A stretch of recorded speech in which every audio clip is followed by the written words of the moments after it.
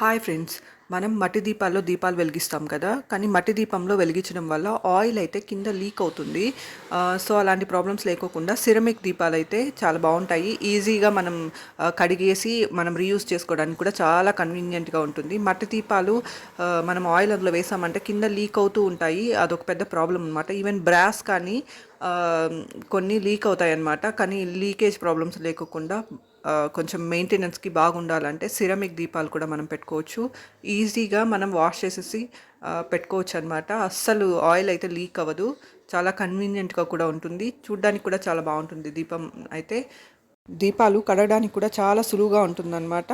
Daily కడిగేసి కూడా ఒక డ్రై క్లాత్‌తో క్లీన్ చేసేసి అయితే డ్రై చేసేసి అయితే పెట్టేసుకోవచ్చు. సో, ఇదైతే బెస్ట్ ఆప్షన్ అనమాట. నాకైతే సిరమిక్ దీపాలైతే చాలా కన్వీనియంట్ అనిపిస్తున్నాయి. యెస్టర్‌డే స్పెషల్ కార్తీక సోమవారం కాబట్టి నేనైతే గుమ్మంలో కూడా దీపాలని వెలిగించాను. ఇంకా యెస్టర్‌డే కార్తీక సోమవారం కాబట్టి శివాలయం అయితే మాకు నియర్‌లో లేదు. నేనైతే తులసి చెట్టు ముందైతే దీపాన్ని వెలిగించాను. తులసి కోట ముందు కూడా వెలిగించొచ్చంట. శివాలయానికి వెళ్ళలేని వాళ్ళు, దూరంగా ఉంటాయి కొన్నిసార్లు శివాలయానికి వెళ్ళలేమనమాట. అలాంటి వాళ్ళు తులసి కోట ముందు కూడా వెలిగించొచ్చు. Thank you for watching. Subscribe.